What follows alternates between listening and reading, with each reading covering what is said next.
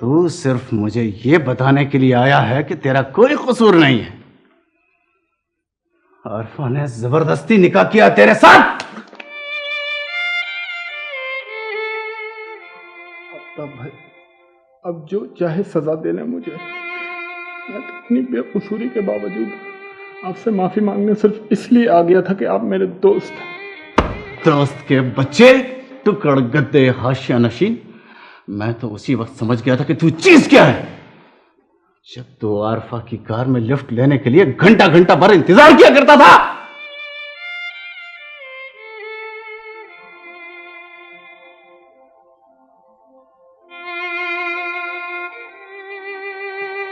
जादू, अजहर, ले जाओ इसे और इसकी मिजाज दुरुस्त कर दो। मेरे बाप के फ्लैट के कागजात दे दो आफ्ताब, वो उसकी बड़ी मेहनत और हलाल की कमाई है। अरे मुनीर, यही वक्त रह गया तुम्हें अपने फ्लैट के कागजात मांगने का। हलाल की कमाई तो मैं बताऊंगा तेरे बाप को। तेरी ये खाल उधेड़ के जब भेजूंगा ना तेरे बाप के पास, तब पता चलेगा उसको कि हलाल की कमाई कहते किसे हैं। आफ्ताब, तुम शरीफों की सूरत के गुंडे बदमाश लुटेरे हो। तुम्हारी कजन ने अपने एहसानों का बदला इस तरह लिया कि मेरी जिंदगी बर्बाद कर दी, और तुम मुझे मेरी दोस्ती और शराफत की सजा इस तरह दे रहे हो।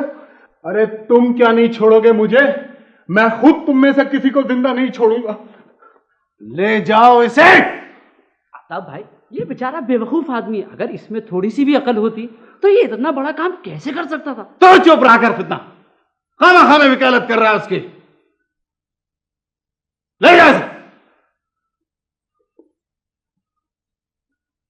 ये सब क्या हो रहा है? निकलो बाहर। ऑफिस को अखाड़ा बना रखा है। मैं अभी पुलिस को फोन करेगा। अब्बा अब्बा, अरे अब्बा क्या कर रहे हो, क्यों बुला रहे हो पुलिस को?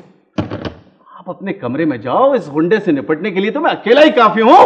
अकेले काफी हो? हाँ।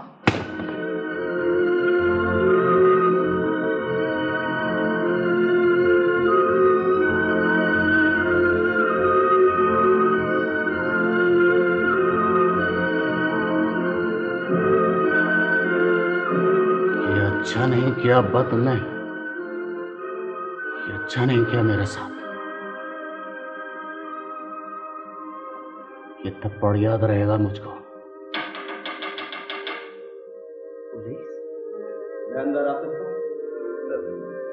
जी तशरीफ लाएं।